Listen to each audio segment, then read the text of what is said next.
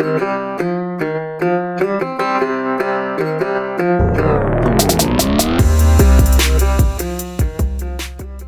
up, everybody? It's Dan, Binder Boneyard, coming at you from the shop. Beautiful late spring, early summer day. This is actually the Father's Day edition of El Podcasto. Appreciate you guys tuning in. Thank you. Thank your dad. It's been a little bit. I appreciate you guys. I've just been trying to crank out the work, trying to get stuff done. Continuing to restructure the shop, restructure the business. I think I've explained it before, maybe not, but I will tell you briefly. The way that the economy has turned, the employees, the workforce, I should say, overhead, taxes, costs of parts, availability. The last 6 years, everything has changed dramatically, and I know you guys know that just because you probably have paid attention. You probably have seen what's going on out there. And so what we are doing here is, back in the day, I had 6 employees, not counting Josie. And, so we took on a ton of jobs and a lot of labor.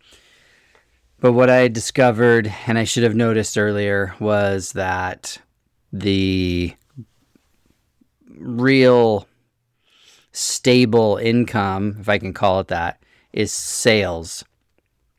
We do pretty well on online sales. And as the pandemic went on and the world changed, the workforce got worse, the wages had to get higher, and it became less profitable. And it got to a point where I was losing money on every job, and the part sales was carrying the business. And so what I have decided is I'm not hiring anybody else. Currently, it's just me, Ty, and Josie. We are working through the jobs that we have and shifting the business to retail.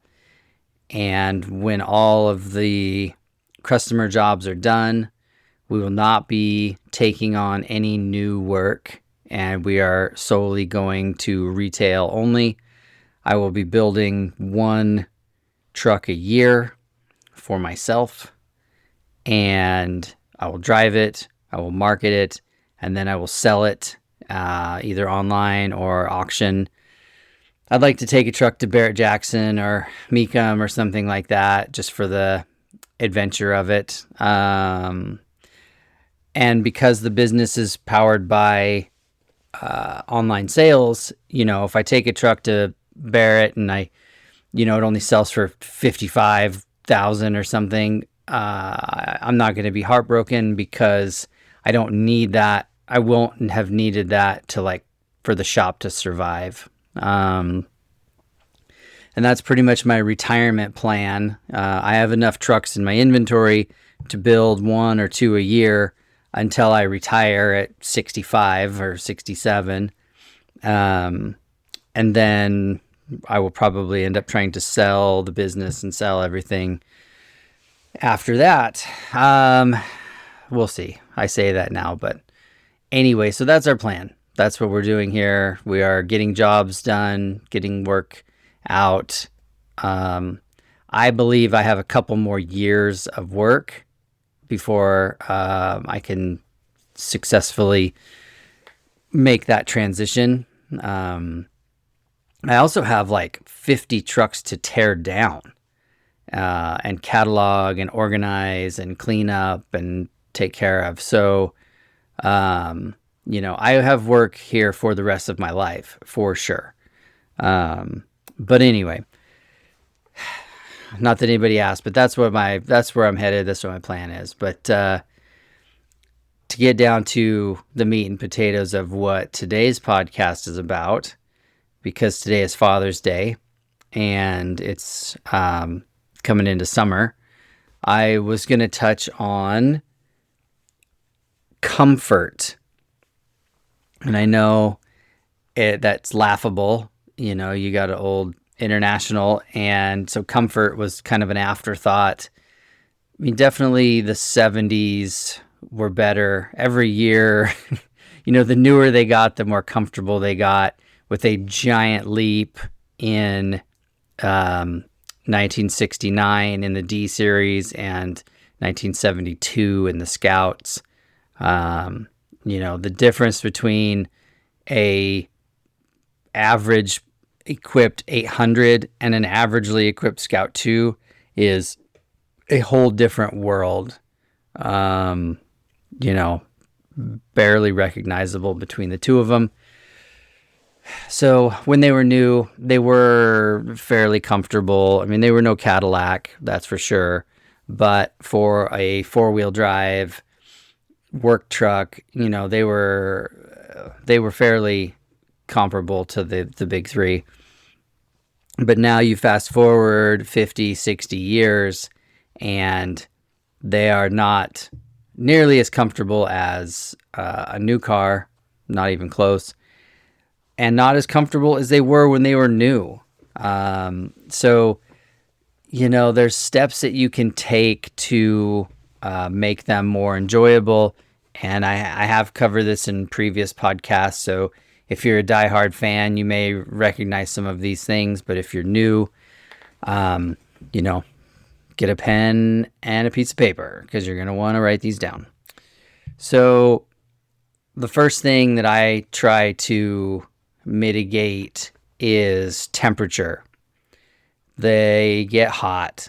The firewall, the floors just radiate heat. And that's across the board. That's 50s trucks up to 70s trucks and Scouts. The exhaust systems just soak the floor. They melt your shoes. Like, it can get real hot. So, you know, depending on what level of where your rig is at, if it's a daily driver and you're just trying to make it better, you know, you can wrap the exhaust in fiberglass heat wrap. You can fashion up 10 or, you know, light gauge, 20 gauge, 18 gauge sheet metal shields to give to make like an air barrier between the floor and the exhaust system, which on the 78 to 80 Scout 2s, they came with a bunch of heat shielding underneath to shield the floor from the exhaust. So that's stuff you can do if your rig is already together and driving. If you have a restoration project or you're partway through, you know, you definitely want to wrap, you definitely want heat shields, but I would add a chemical barrier like lizard skin. Lizard skin makes a sound deadener and a ceramic heat coating. I would apply that generously to the interior floors. Our restorations, we do Raptor on the exterior underside of the floor, which that helps with rust prevention and sealing. And then on the interior, we do lizard skin, the ceramic and the sound deadener, and then we top coat that with Raptor. It's a lot of layers of material, but man, it kills three birds with one stone, because you get the sound deadener aspect of it along with the temperature mitigation, and not only heat but also cool. Like, the air conditioning systems you can put in these things aren't exactly the best. They're okay. I mean, air conditioning in any old rig is definitely a highfalutin thing to have, but when you're losing degrees to heat soak through the floor and firewall, you know, you're not doing yourself any favors. So, you know, chemical, if you're torn down that far, if you're a daily driver, the next thing I would look at is the peel and stick Dynamat or Fat Mat or Kill Mat or whatever mat is being sold on Amazon or wherever. And there's different thicknesses. Be careful. Don't fall for the, oh, this roll is only $25 and you buy it and it's pretty much a sheet of tinfoil. You need the expensive, heavy thickness. I can't remember. They spec it in mil, and I can't remember the thicknesses, but you'll know when you look at the various thicknesses of it. So, if you're running a beach cruiser adventure truck and you don't have carpet or, any kind of flooring, then you can't use this adhesive stuff because you'll wear through it. The aluminum backing is for heat mitigation, not, wear. So, and you can't top coat it. Like you can't, I shouldn't say you can't. I would recommend you don't put anything over the top of it as far as chemically. But on you guys that are daily driving or want to have a real comfortable cruiser, the, Lizard or the Fat Mat, Dynamat, is the way to go. In the passenger compartment. The bed floor, you get tricky with that one. If your Scout 2 is just for show and cruising around and you're never going to haul anything in it, and you put the carpet kit or the rubber mat back there, then yeah, go ahead and throw the Dynamat back there. But if you're going to use the thing, I would not Dynamat the bed cargo area, but instead, over the top of your lizard skin or your Raptor, you have to top. So I'll back up. Lizard skin cannot be put down on its own. It is not UV resistant, and it will degrade in sun after 4, 5, 6 years. So it has to be top coated in Raptor or some other bed liner, or paint. You can paint it too, but I would go with something more durable like bed liner. So if you're going to have a Scout or Travelall that you're using a lot, I would do the chemical coatings and then go get like a horse stall mat or a thick rubber mat for like a truck bed and throw that down back there as a layer of insulation, but also still lets you use the cargo area. The other thing that you can do, not only through the floor for heat soak and stuff, but you can go like inside the door panels, like on my black truck, my Eagle truck, the inside of all of the door panels, the inside of the exterior panels all have Dynamat stuck to them to help reflect the heat that's coming in through the sunlight to the sides. And then also the removable interior door panels, the big metal panels, those all are coated in lizard skin and Raptor. And then they have the factory fiber door cards, vinyl door cards. That all helps keep the heat out, keeps the cool in, that kind of stuff. So again, heat mitigation. And then same with the roof, Scout 2 tops, the headliners, you can get some, you start putting a bunch of stuff in them and they get real heavy when you want to take them off. So if you have a mechanical way to remove your top, one of these boat lifts, or you use a tractor or something, or you've got like 5 healthy high school boys to help you take it off, then great. But if you're limited, something light like that foam board. So I would spray the interior of the hood of the top with the chemical lizard skin or Raptor, and then use like that 1/2-inch thick foam board you can buy at Home Depot, and then a good headliner, the cardboard or hardboard headliner with a nice covering on it. That generally stops a lot of the heat coming through the roof. I recommend you try and keep your roof white also. If you go color matched, you're going to soak up more heat, which is, that's junior high science right there. But just thinking about stuff like that. That the heat soak through all the metal panels. If you can insulate yourself from it, that will help with sound and coolness in the summertime. Because I know most of you guys in the Midwest, East Coast, don't use your rig in the winter, so you're less concerned about heat than you are trying to keep the cool in. The next step on that is gaskets, window seals, window felts, top gaskets, door gaskets, all that stuff. Super important that you've got good fitting gaskets, no gaps. Some of you guys with your daily drivers that are just trying to keep them on the road, you can back them with a strip of that 1/2-inch camper foam, buy at Home Depot or whatever. I don't really like it because it's not exactly automotive based, and it can promote rust if you're not careful. But if you're using it in short runs and it's just adhesive backed, you'll be okay. But that's really important, having good gaskets, and that will keep the wind whistle down.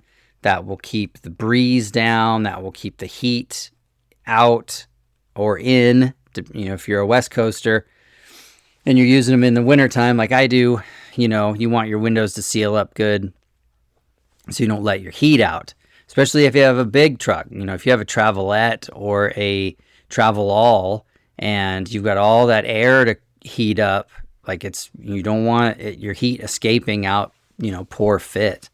So again, finding the right gaskets, making sure everything seals up right, making sure your doors close correctly. That is all very important.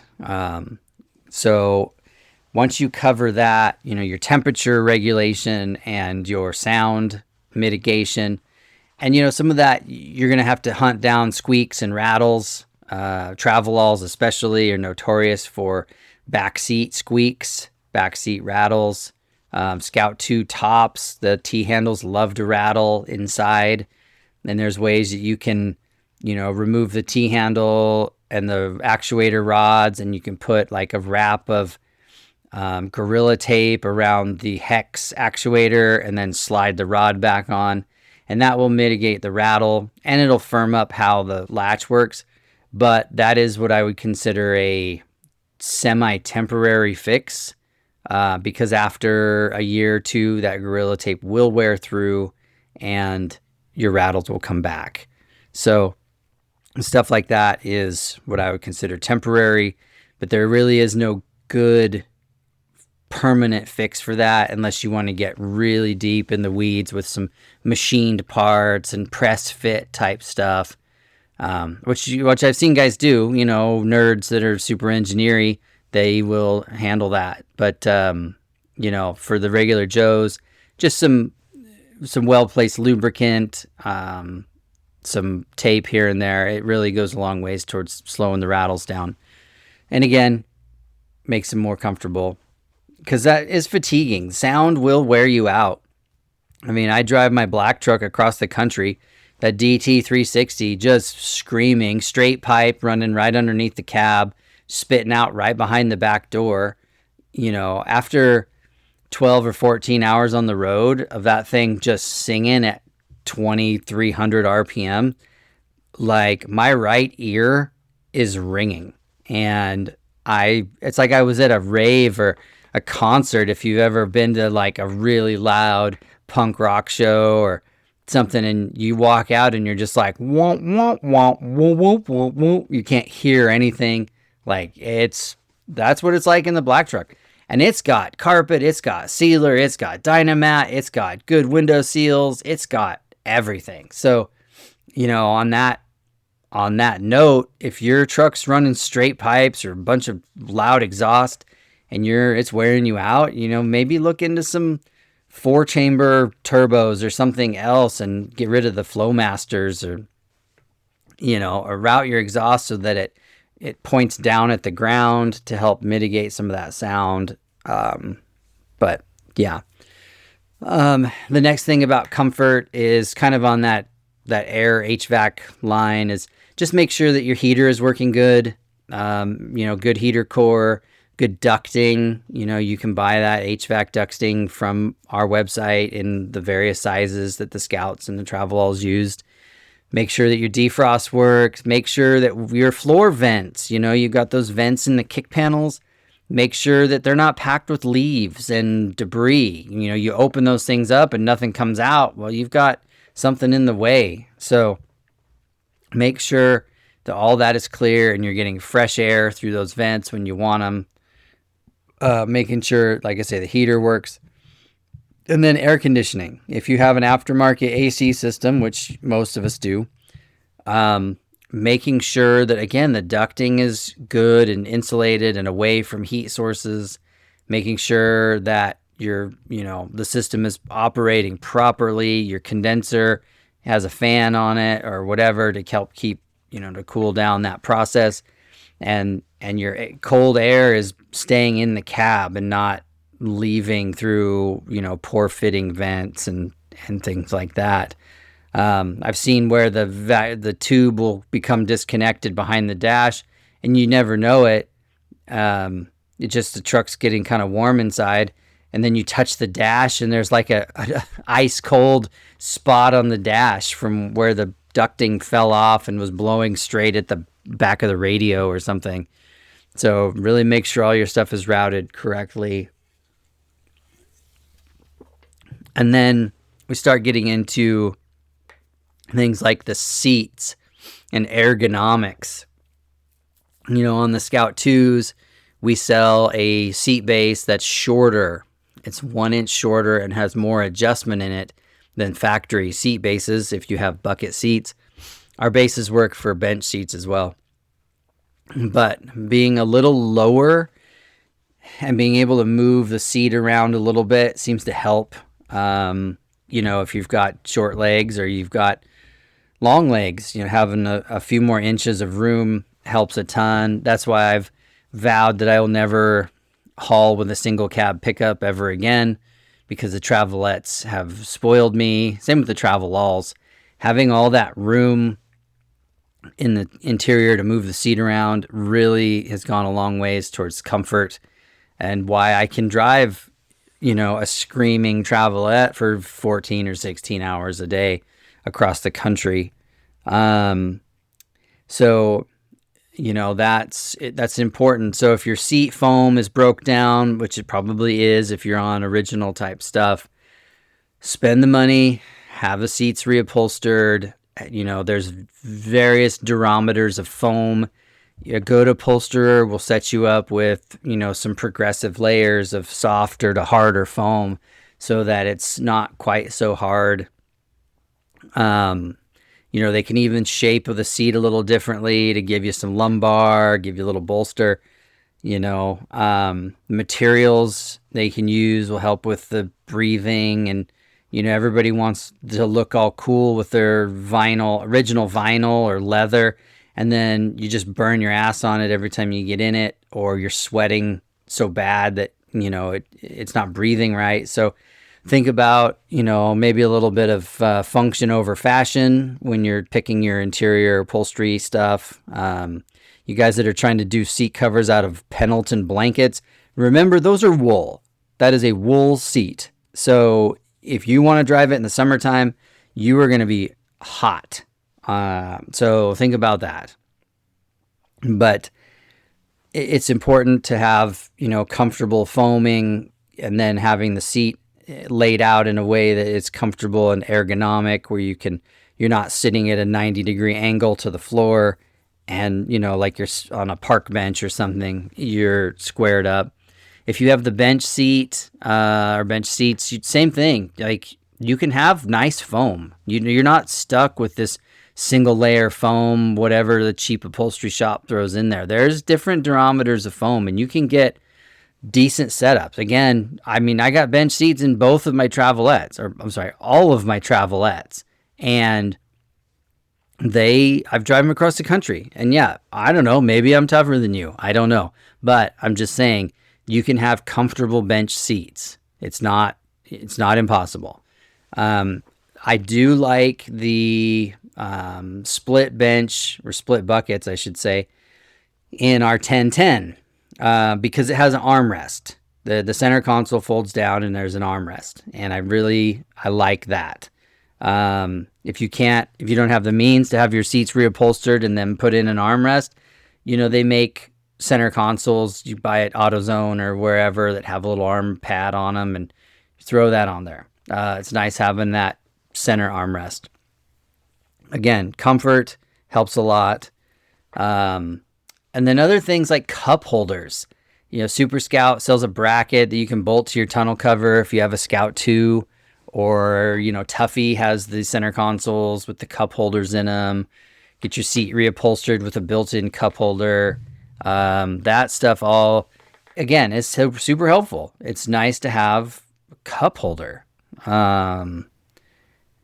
So, things like that to consider. And then you can get into the mechanical aspects of it as well, which are power steering, power brakes, how nice your suspension is, what kind of tires you have. Because if you're fighting a manual steering wheel all the time and manual brakes, it's not as fun to drive. It wears you out. I don't care how good your air conditioning is. If you have to do a 27-point turn to pull into a parking spot, it's not going to be as fun and as comfortable. So, some of our biggest requests we get on these restorations, especially like the 80s and 800s, is power steering, disc brakes. Same with the C series, power steering, better brakes, air conditioning. Like that's the magic stuff. Like that's what everybody wants. So, it just makes for more comfortable, easier driving, and you're going to want to drive it more. And, there's nothing wrong with driving them more. They might get 11 miles to the gallon. I get it. Your Tahoe gets 15 miles to the gallon. Okay, well, you're going to be cool in your old truck. That's what I'd say. Park the Tahoe, drive your old truck. But those things, those tips will help make your stuff comfortable in the long run. I know. Oh, speaking of sealing stuff up, I forgot to mention holes in the firewall. Make sure you've got plugs in all the open holes. Make sure you have the grommet and the boots around your steering column and your pedal push rods. Make sure you have all of those heat and noise intrusion locations plugged up. It's just important. So that'll also help go a long ways towards keeping you comfortable. Yeah, that's all I can think of off the top of my head, because again, I don't prepare for these things. I just spew off ideas and whatever. So hopefully that helps. Hopefully that steers you in a better direction. Hopefully that gives you an idea or things to look for on your own trucks or to plan for in the future. So I appreciate you guys. I love you very much. Thank you for listening. And until next time, I'm Dan from Binder Boneyard.